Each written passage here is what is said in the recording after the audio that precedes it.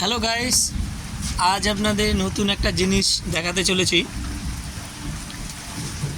আজ খুব বৃষ্টি হয়েছে না, বৃষ্টির পরেই আমারই একটা বন্ধু আছে, একটা চায়না জাল, মানে এটা ইন্ডিয়ান টেকনিকে তৈরি নয়, চাইনিজ টেকনিকে তৈরি।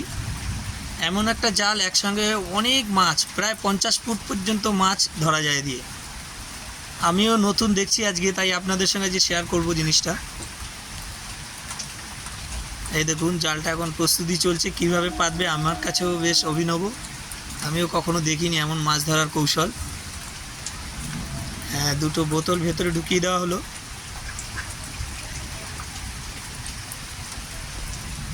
একটা মাথা বন্ধ করে দিচ্ছে, কি করবে বুঝতে পারছি না, দেখা যাক।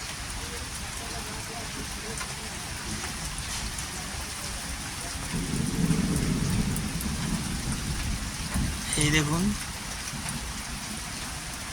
একসঙ্গে নাকি অনেক মাছ একসঙ্গে এতে বেঁধে যায়। যে মাছটা কিভাবে ঢুকবে এতে, সেটাই তো বুঝতে পারছি না।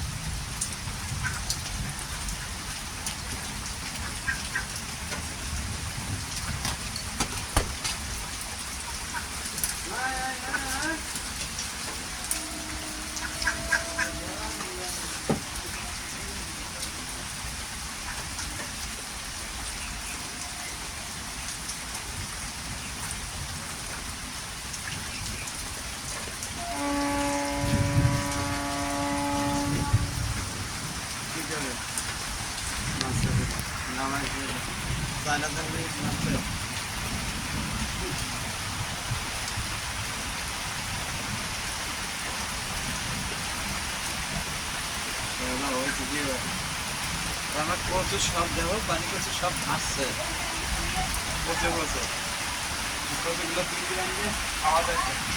হ্যাঁ,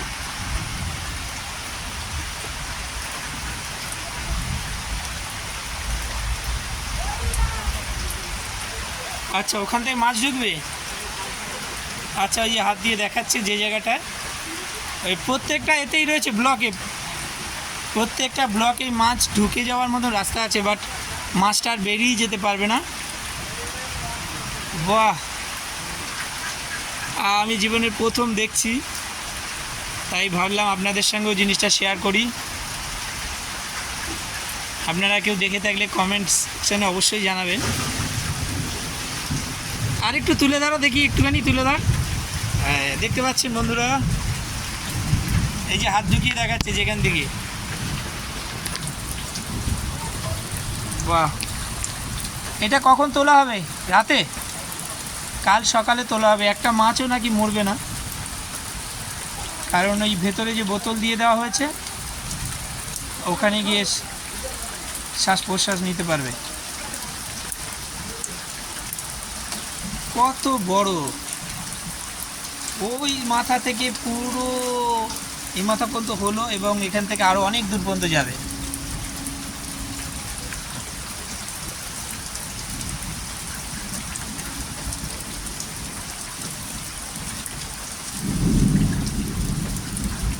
হ্যাঁ,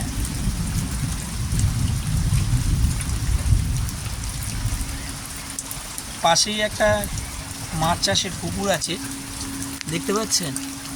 অনেক মাছ হয়তো ওখান থেকে লিক করে আসবে, যে মাছগুলো এখানে সব এই জালে আটকাবে আশা করি।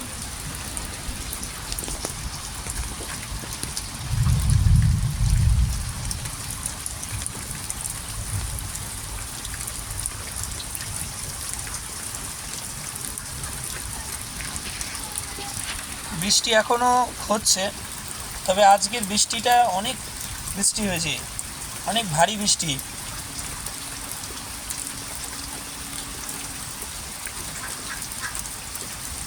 যেভাবে গরম পড়েছিল, তাতে একটু দরকারও ছিল বটে।